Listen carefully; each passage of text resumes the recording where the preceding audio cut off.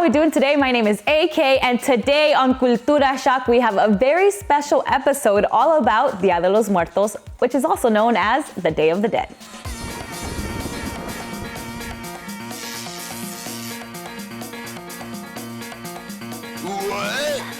What is Día De Los Muertos? It is a multi-day festival celebrated in Mexico where family members take time to honor the dead by creating altares, cleaning their relatives' graves, and preparing a massive celebration to receive their ancestors from the afterlife. Although this can seem a little scary, the origins of the symbol of death trace back to Mesoamerica with the Aztecs and their traditions. The Aztecs used the skull as a symbol of death, but most importantly, as a promise of resurrection. So yes, in fact, by honoring death, you are also honoring life. Aztecs made skull masks from obsidian and jade, as well as represented their gods and carved them on temples to honor their dead in their spiritual practices. But come in the Catholic Church in the 16th century, they fused the Aztec year-round celebration into their already instituted All Saints' Day, which is November 1st, and All Souls' Day, which is on November 2nd. This is where it might get a little tricky, as the church actually celebrates a third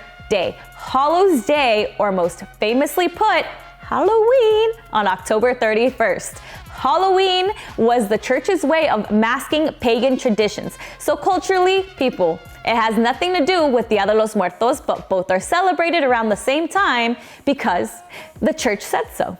So to be clear, Día De Los Muertos is celebrated on November 1st and November 2nd. It is expected that on November 1st, it is the Saints' Day, which is when the children come to visit us, and on the second day is when all other souls come forward from the afterlife. Altars or altares can as well include special ofrendas, which are offerings that you want to give to your relatives, and those can include a special toy, your relative's favorite dish, or even candy for the little ones. Some of the most symbolic items include sugar skulls and pan de muertos, which is bread of the dead.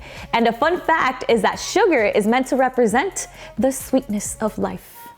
Papel picado, or paper streamers with themed designs, represents air, the fragility of life, and each color symbolizes a different part of the holiday. Alebrijes as well are brightly colored art sculptures of spirit animals, which are meant to guide your loved ones into the afterlife. Now let's bring it back to the Aztecs.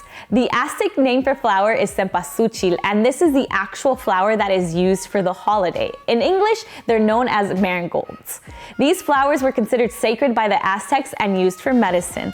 The legend has it that the scent of the flower is so potent, it will guide souls from their graves to the family altars.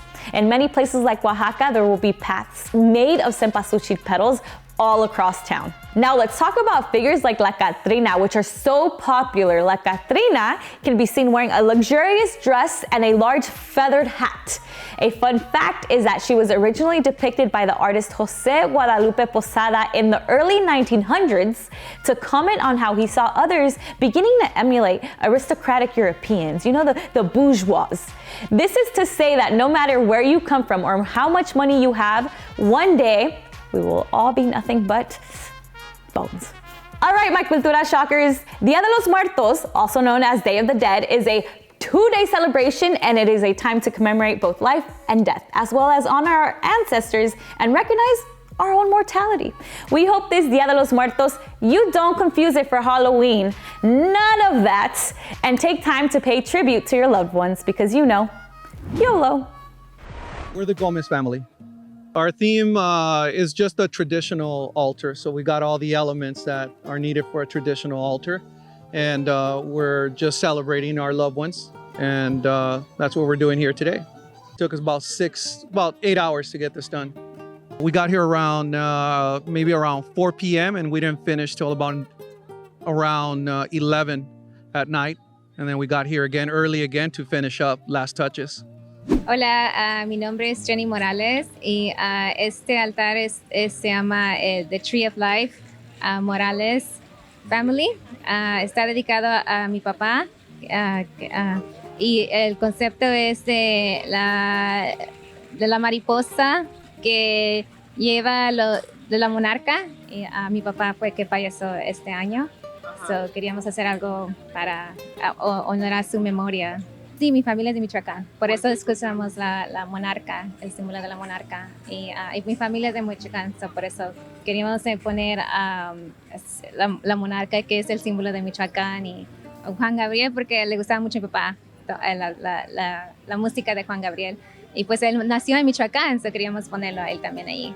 Y John Lennon, porque también era uno de sus favoritos artistas, so por eso queríamos ponerlo ahí.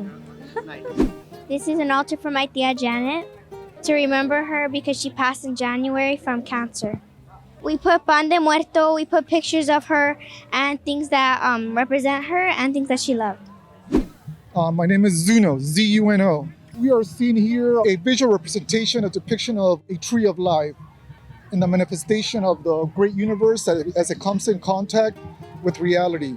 This, as you can see, is a vast array of iconic heroes, people of great importance, philosophers, musicians, actors, actresses from all over the world. We as human beings, we need to connect with one another for us to create the great energy that will transcend us into the realities of the unknown and perceive the future, the past, and the present to a fruitful encounter and blissful connection to all mankind as we are.